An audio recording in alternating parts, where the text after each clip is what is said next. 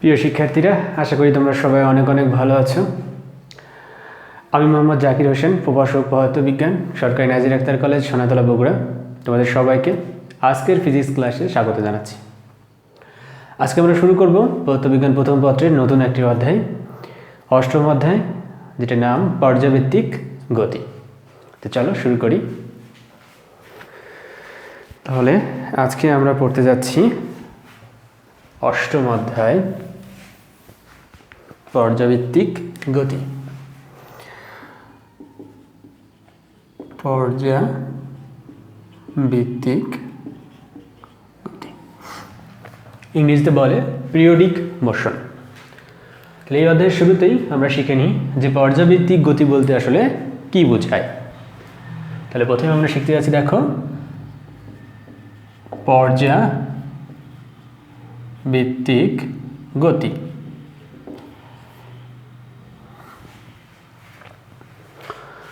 পর্যাবৃত্তিক গতি হতে হলেই তোমাদের একটা জিনিস মনে রাখতে হবে, যে পুনরাবৃত্তি হবে একটা নির্দিষ্ট সময় পর।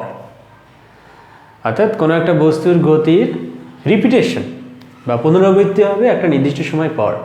যদি সুন্দর করে আমরা এটার সংজ্ঞা দিই, তাহলে বলতে পারি যে যদি কোনো গতিশীল বস্তু কণার গতি এমন হয় যে এর গতিপথের কোনো একটা নির্দিষ্ট বিন্দুকে নির্দিষ্ট সময় পর পর একই দিক থেকে অতিক্রম করে, তাহলে সেই বস্তু কণার গতিকে বলা হয় পর্যাবৃত্তিক গতি বা পিরিয়ডিক মোশন।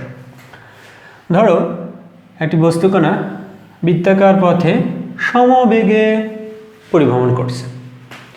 এই বৃত্তাকার পথের কোনো একটা নির্দিষ্ট বিন্দু এই এ বিন্দুকে সে নির্দিষ্ট দিক সবসময় এই দিক থেকে অতিক্রম করছে এইভাবে। তাহলে দেখো, এই বস্তু কণার গতিটাকে আমরা বলতে পারি পর্যাবৃত্তিক গতি। ধরো এ সময় নেয় টি ইকুয়াল টু 1 আওয়ার। অর্থাৎ এই গতিশীল বস্তুটি এ বিন্দুকে অতিক্রম করতে, অর্থাৎ পুরো পথ পরিভ্রমণ করে আসতে সময় নেয় হচ্ছে 1 ঘন্টা। তাহলে দেখো, তাহলে এই বস্তু কণার গতিটাকে আমরা বলছি পর্যাবৃত্তিক গতি, কারণ এই বস্তু কণাটি একটা নির্দিষ্ট বিন্দু এ কে নির্দিষ্ট দিক থেকে একটি নির্দিষ্ট সময় পর পর অতিক্রম করছে। তাহলে সংজ্ঞাটা আমরা কি বললাম, যে যদি কোনো বস্তু কণার গতি এমন হয় যে বস্তু কণাটি তার গতিপথের কোনো একটা বিন্দুকে নির্দিষ্ট সময় পর পর একই দিক থেকে অতিক্রম করে, তাহলে সেই বস্তু কণার গতিকে আমরা বলবো পর্যাবৃত্তিক গতি। তো দেখো, উদাহরণের সাহায্যে আমরা বলতে পারি যে আমাদের বাসাতে যে অ্যানালগ ঘড়িগুলো আছে, এই ঘড়িটা ধরো সেকেন্ডের কাঁটাটার কথাই বলি আমরা। ধরো এটা হচ্ছে 12, আচ্ছা একটা কাঁটা দেখায় ঘন্টার কাঁটা, আর একটা কাঁটাতে আমরা জানি 3টা হ্যান্ড থাকে, মিনিটের কাঁটাও থাকতে পারে। তাহলে দেখো এটা হচ্ছে আমাদের হচ্ছে 12, 9, 6, এটা হচ্ছে 3। দেখো, আমরা যদি সেকেন্ডের কাঁটার কথা বলি, তাহলে সেকেন্ডের কাঁটা এই যে 12, এই সংখ্যাটাকে তোমরা জানো সবাই যে 1 মিনিট বা 60 সেকেন্ড পর পর অতিক্রম করে। এজন্য ঘড়ির কাঁটার গতিগুলোকে আমরা বলতে পারি পর্যাবৃত্তিক গতি। আশা করি তোমরা বুঝতে পারছো। এবার আমরা শিখব পর্যায়কাল কি। যেহেতু পর্যাবৃত্তিক গতি, তাহলে দেখো এখান থেকে আসছে পর্যায়কাল। পর্যায়কাল হচ্ছে ইংরেজিতে বলে টাইম পিরিয়ড।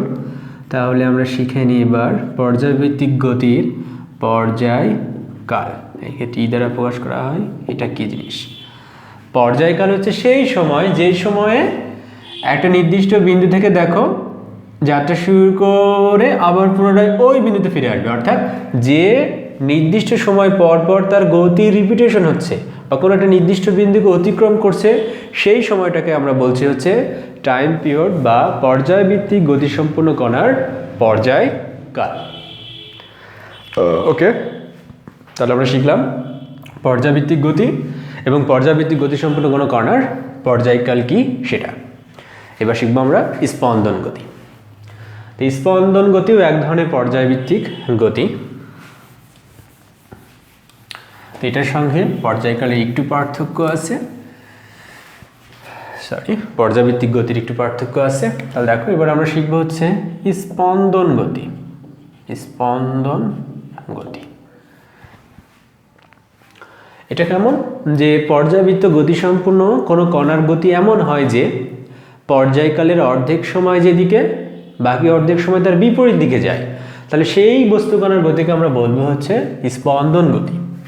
যেমন ধরো আমাদের স্প্রিংয়ের গতি অথবা অল্প বিস্তারে দোলায়মান সরল দোলকের গতি। আচ্ছা, সরল দোলক আঁকায় আমরা, এটা হচ্ছে সরল দোলকের সাম্যাবস্থান। এখান থেকে যদি টেনে তুমি ছেড়ে দাও তাহলে এটা এই পথে পরিবহন করা শুরু করবে। এটা হচ্ছে এ বিন্দু ও বি, এ বি পথ, এ ও বি পথে সে যাত্রা করবে। এবং দেখো যে এটা হচ্ছে পর্যায়কাল বা টাইম পিরিয়ড কতটুকু, যে এ থেকে ববটি যাত্রা শুরু করে বি বিন্দুতে হয়ে আবার এ বিন্দুতে পৌঁছাতে যতটুকু সময় লাগে সেটা হচ্ছে এই সরল দোলকের পর্যায়কাল। এবং এই পর্যায়কাল যদি আমরা ধরলাম 4 সেকেন্ড, তাহলে দেখা যাবে পর্যায়কালের অর্ধেক সময় 2 সেকেন্ড এই সাম্যাবস্থান থেকে ববটি ডান দিকে, এবং বাকি অর্ধেক সময় অর্থাৎ পরবর্তী 2 সেকেন্ড এই সাম্যাবস্থান থেকে বাম দিকে অবস্থান করে, অর্থাৎ টু অ্যান্ড ফ্রো, এদিক ওদিক দুলতে থাকে। অথবা যদি তুমি স্প্রিংয়ের গতি বিবেচনা করো তাহলে দেখো স্প্রিংয়ের গতি, এটা সাম্যাবস্থায়, ধরো একটা ভর ঝুলিয়ে দিচ্ছি, এটা হচ্ছে সাম্যাবস্থান, আর এটাকে যদি অল্প টেনে তুমি ছেড়ে দাও তাহলে এটা এভাবে দুলতে থাকবে। এবং দেখা যাবে যে দেখো যে এটার পর্যায়কালে অর্ধেক সময় উপরের দিকে এবং বাকি অর্ধেক সময় নিচের দিকে থাকবে এই স্প্রিংটি। তাহলে এই ধরনের গতিকে আমরা বলবো হচ্ছে স্পন্দন গতি। এবার আমরা শিখব এই অধ্যায়ের সবচেয়ে গুরুত্বপূর্ণ বিষয়, সেটা হচ্ছে সরল দোলন গতি বা সরল সন্দিত স্পন্দন। এটাকে অনেকে সিম্পল হারমোনিক মোশন বা সংক্ষেপে SHM বলে, সিম্পল হারমোনিক মোশন। যদি কোনো বস্তুর গতি এমন হয় যে কেমন, যে এর ত্বরণ সাম্যাবস্থান থেকে সরণের সমানুপাতিক এবং বিপরীতমুখী, অর্থাৎ ত্বরণ হবে সরণের বিপরীতমুখী কোনো বস্তু কণার গতি যদি এই বৈশিষ্ট্যটা, এই সমীকরণটা মেনে চলে, তাহলে তার গতিকে আমরা বলতে পারবো সরল দোলন গতি বা সরল সন্দিত স্পন্দন গতি। এখন দেখো এটা খুবই সহজ বোঝানো বা বোঝা, সেটা হচ্ছে যদি আমরা অল্প বিস্তারে দোলায়মান একটা সরল দোলকের কথাই বিবেচনা করি। ধরো এই ববটাকে আমরা যদি ও থেকে ধরো অল্প একটু সরায়ে x1 দূরত্বে নিয়ে গেলাম, x1 এখান থেকে ছেড়ে দিলে সে ধরো এই পথে দুলতে থাকবে। আচ্ছা, এখন যদি এই ববটাকে সাম্যাবস্থান থেকে আমি x1 এর সাথে বড় ধরো এই অবস্থানে নিয়ে যেয়ে ছেড়ে দিতাম, এটা হচ্ছে সাম্যাবস্থান থেকে দূরত্ব x2, এবং স্বভাবতই দেখা যাচ্ছে আমরা দেখতে পাচ্ছি x2 is greater than x1। যদি এইটা হয় তাহলে কোন ক্ষেত্রে ববটি জোরে দুলবে তোমরা বলতে পারবা? অবশ্যই আমি জানি তোমরা পারবা, যে যত সাম্যাবস্থান থেকে যত বেশি টেনে ছেড়ে দেব ববটি তত জোরে দুলবে। অর্থাৎ দেখো সাম্যাবস্থান থেকে সরণটা যত বেশি হবে ববের ত্বরণ তত বেশি হবে, অর্থাৎ সে তত দ্রুত দুলবে। এখন দেখো যে আমাদের সরণ সাম্যাবস্থান থেকে যদি ডানে হয় সরণ, তাহলে ত্বরণ কিন্তু বিপরীত দিকে, বামের দিকে, এই জন্য এখানে আমরা মাইনাস চিহ্ন দিয়েছি। এখন দেখো যে F সমান m এ, অর্থাৎ বল যেহেতু ত্বরণের সমানুপাতিক, তাহলে আমরা এই সমীকরণটাকে বলতে পারি যে F সমানুপাতিক হবে -x, অর্থাৎ এই যে ববের উপর ক্রিয়ারত প্রত্যয়নী বল কেন বলছি, কারণ এই বলটা, এই F বলটা এই ববটাকে চাই সবসময় সাম্যাবস্থান অভিমুখে, অর্থাৎ ও বিন্দুতে নিয়ে যেতে চাই, এই জন্য এই বলটার নাম আমরা বলছি প্রত্যয়নী বল। দেখো সপ্তম অধ্যায়ে আমরা পড়ছিলাম অলরেডি যে এফকে প্রত্যয়নী বল কি, তারপরে একটু বলে দিলাম যে এটা হচ্ছে প্রত্যয়নী বল। ওকে, তাহলে এখান থেকে দেখো আমরা লিখতে পারি, যদি সমানুপাতিক চিহ্নটা তুলে দিই তাহলে আমরা লিখতে পারবো F সমান -kx। এখানে কে হচ্ছে একটি সমানুপাতিক ধ্রুবক এবং কে কে বলা হয় বল ধ্রুবক। এবং এটার স্প্রিংয়ের জন্য বলা হয় স্প্রিং কনস্ট্যান্ট। তাহলে দেখো এই কে এর সংজ্ঞাটা আমরা এই ইকুয়েশন থেকে কীভাবে দিতে পারি দেখো, যদি x সমান সমান 1 মিটার 1 একক হয় তাহলে আমরা কি লিখতে পারবো দেখো, x ইকুয়াল টু যদি 1 মিটার বা একক পরিমাণে হয় তাহলে f সমান সমান যদি শুধু মান বিবেচনা করি দেখো f সমান সমান k হয়ে যাবে। তাহলে এই সমীকরণ থেকে আমরা দেখো স্প্রিংয়ের সাহায্যে বল ধ্রুবকের সংজ্ঞাটা খুব সহজেই দিতে পারি। আমরা সরল দৈর্ঘ্যের জন্য দিতে পারবো, কোনো সমস্যা নেই, কিন্তু এখান থেকে দিলে বোঝাটা সহজ হবে। কেমন দেখো, যে এই যে স্প্রিংয়ের মুক্ত প্রান্ত তুমি একক পরিমাণ প্রসারিত করতে যে বল লাগবে সেই বলের মানটাই হচ্ছে ওই স্প্রিংয়ের বল ধ্রুবক কে। তাহলে এখন বলো তো দেখি যে এইটা একটা স্প্রিং যেটার বল ধ্রুবক আমরা বলছি হচ্ছে ধরো K1 এবং এইটার চাইতে এটা একটু মোটা, এই স্প্রিংটার বল ধ্রুবক হচ্ছে K2। তাহলে কোনটা মানে কোন বল ধ্রুবকের মান বেশি, K1 এর মান বেশি না K2 এর মান বেশি হবে? তাহলে দেখো যে হ্যাঁ অবশ্যই K2 এর মান বেশি হবে, কারণ দেখো এটা হচ্ছে মোটা স্প্রিং, তার মানে এটাকে 1 মিটার পরিমাণ প্রসারিত করতে অনেক বেশি বল লাগবে, কিন্তু এটা যেহেতু চিকন তার মানে এটাকে 1 মিটার প্রসারিত করতে আমাদের এইটার তুলনায় কম বল লাগবে। তার মানে আমরা বলতে পারি দেখো যে K2 is greater than K1 এবং বল ধ্রুবক হচ্ছে প্রত্যেকটা স্প্রিংয়ের বল ধ্রুবক বা স্প্রিং ধ্রুবক হচ্ছে প্রত্যেকটা স্প্রিংয়েরই আলাদা আলাদা। আমরা এটা বুঝতে পারলাম। তাহলে এটা একটু মুছে দিই। এখন দেখো এখন কয়েকটা সংজ্ঞা বলবো আমরা পর্যাবৃত্ত গতিতে, যেটা আমাদের খুবই দরকার। তো অলরেডি আমরা পর্যায়কাল কাকে বলে সেটা শিখে নিয়েছি, এবার আমরা শিখবো দেখো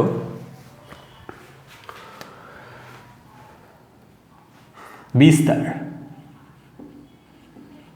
বিস্তারকে বড় হাতের ই দ্বারা প্রকাশ করা হয় এবং এই যে আমাদের দেখো সরলরেখার ক্ষেত্রে বলি যে সাম্য অবস্থান থেকে ডানে অথবা বামে একটি বব সর্বোচ্চ যতটুকু দূরত্ব সে দুলতে পারে সেই সর্বোচ্চ দূরত্বটাকে বলা হয় হচ্ছে বিস্তার। এবার আমরা শিখবো দেখো কম্পাঙ্ক। কম্পাঙ্ক কি? কম্পাঙ্ক হচ্ছে যে পর্যায়বৃত্ত গতিতে বা পর্যায়বৃত্ত গতিসম্পন্ন কোনো একটি কণা 1 সেকেন্ডে যতগুলো পূর্ণ দোলন দেয় বা যতগুলো কম্পন সম্পন্ন করে সেটাই হচ্ছে কম্পাঙ্ক। দেখো কিছুক্ষণ আগে আমরা বললাম পর্যায়কালে অর্থাৎ t সময়ে পূর্ণদোলন সম্পন্ন করে একটি, তাহলে 1 সেকেন্ডে বা একক সময়ে পূর্ণদোলন সম্পন্ন করবে 1/t সংখ্যক। এটাই হচ্ছে আমাদের কম্পাঙ্ক। কম্পাঙ্ককে f দ্বারা প্রকাশ করা হয়। কম্পাঙ্ক f ইকুয়াল টু আসলে 1/t। এবার আমরা একটা সংজ্ঞা শিখবো দেখো দশা। আসলে দশা বলতে আসলে দশা কোণ বোঝায়। দশা বলতে একটি বস্তু, একটি গতিশীল বস্তুর গতির সম্মুখ অবস্থা, সব অবস্থা অর্থাৎ এর অবস্থান, বেগ, ত্বরণ, সরণ সবগুলো যে রাশি দ্বারা বোঝায় সেটা হচ্ছে তার দশা বা অবস্থা। এই মোটামুটি কয়েকটা সংজ্ঞা শিখে নিলাম আমরা। এখন আমরা শিখব সরল ছন্দিত স্পন্দন বা সরল দোলন গতির ব্যবকলনীয় সমীকরণ। মুছে দিই। তাহলে দেখো কিছুক্ষণ আগে আমরা শিখলাম যে সরল ছন্দিত স্পন্দন গতির সংজ্ঞা অনুসারে f সমান সমান -kx। f হচ্ছে প্রত্যয়নী বল, k হচ্ছে বল ধ্রুবক এবং x হচ্ছে সাম্য অবস্থান থেকে সরণ। তাহলে এখান থেকে দেখো আমরা লিখতে পারি যে f সমান সমান আমরা জানি m এ লেখা যাবে -kx সমান সমান লেখা যাবে দেখো a সমান সমান -k/mx। তাহলে a দেখো আমাদের ত্বরণ, এটাকে লেখা যাবে d²x dt² সমান সমান -k/mx। তাহলে এটাকে আমরা লিখতে পারবো দেখো d² dt² x plus k/mx equal to 0। এবং দেখো এই অংশটা হচ্ছে আমাদের কৌণিক কম্পাঙ্ক বা কৌণিক বেগ ওমেগা। তাহলে এটাকে লিখতে পারি আমরা d²x divide by dt² plus omega square x equal to 0। এইটাই হচ্ছে আমাদের সরল দোলন গতির ব্যবকলনীয় সমীকরণ। তাহলে এটাকে আমরা বলছি হচ্ছে সরল দোলন গতির ব্যবকলনীয় সমীকরণ। এখানে দেখো ওমেগা হচ্ছে কি, ওমেগা হচ্ছে কৌণিক কম্পাঙ্ক বা কৌণিক বেগ। ওমেগা এটাকে আমরা বলছি কৌণিক কম্পাঙ্ক বা কৌণিক বেগ।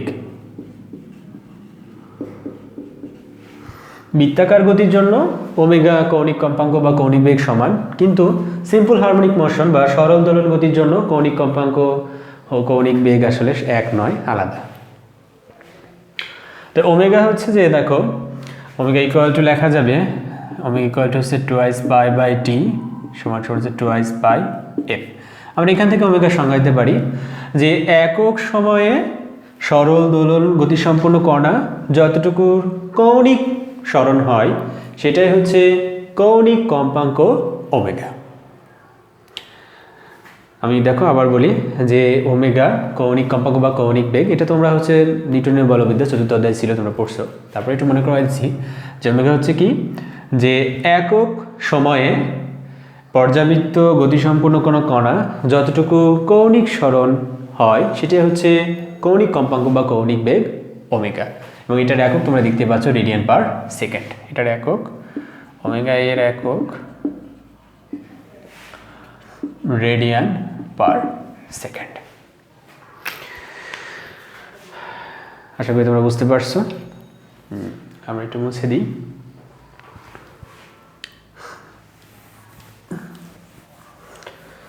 তো দেখো আমরা শিখলাম সরল সন্ধিত স্পন্দন গতিতে গতিশীল একটি কণার ব্যবকলনীয় সমীকরণ হচ্ছে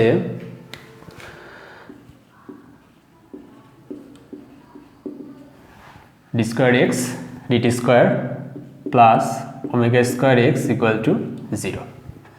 এবং এই সমীকরণটাকে যদি আমরা সমাধান করি তাহলে এখান থেকে পাবো এক্স এর মান, দেখো x equal to A sine omega t plus delta. এটা হচ্ছে আমাদের সরল সন্ধিত স্পন্দন গতি বা সরল দোলন গতির ব্যবকলনীয় সমীকরণ। এবং এটাকে যদি আমরা সমাধান করি তাহলে পাবো x equal to A sine omega t plus del, যেখানে ডেল হচ্ছে আদি দশা, ডেল হচ্ছে আদি দশা। যদি কোনো আদি কৌণিক সরণ না থাকে তাহলে আদি দশা ডেল ইকুয়াল টু আমরা 0 ধরবো। সেই ক্ষেত্রে আমরা পাবো x equal to A sine omega T. ব্র্যাকেটের মধ্যে দিই, ভালো লাগবে দেখতে। ঠিক আছে, তোমরা বুঝতে পারছো সবাই। এখন দেখো এক্স হচ্ছে সাম্যাবস্থান থেকে যে কোনো সরণ, তো সাইন থিটা বা সাইন ওমেগা টির সর্বোচ্চ মান হতে পারে 1। তারপরে এক্স ম্যাক্স আসলে হতে পারে এ এর সমান, অর্থাৎ সাম্যাবস্থান থেকে যে কোনো সরণ হবে, যে কোনো সরণ এক্স, কিন্তু সাম্যাবস্থান থেকে সর্বোচ্চ সরণ হবে হচ্ছে এক্স ম্যাক্স ইকুয়াল টু কত হতে পারে, সরল দোলন গতির বিস্তার এ এর সমান। তাহলে দেখো আজকে আমরা আমাদের প্রথম লেকচারে শিখলাম যে পর্যাবৃত্তিক গতি কী, স্পন্দন গতি কী, সরল দোলন গতি বলতে কী বোঝায়, এবং সরল দোলন গতির ব্যবকলনীয় সমীকরণ এবং এটার একটা সমাধান x equal to A sine omega t plus del. সামনের দিন আমরা দেখব যে একটি সরল সন্ধিত স্পন্দন গতিশীল কণা বা সরল দোলন গতি সম্পন্ন কণার বেগ এবং ত্বরণ কেমন হয় এবং এই সংক্রান্ত কিছু ম্যাথ। তাই আজকে এই পর্যন্তই প্রিয় শিক্ষার্থীরা, তোমরা সবাই ভালো থাকো, সুস্থ থাকো, সুন্দর থাকো। দেখা হবে আগামী ক্লাসে ইনশাল্লাহ। ধন্যবাদ সবাইকে। আল্লাহ হাফিজ।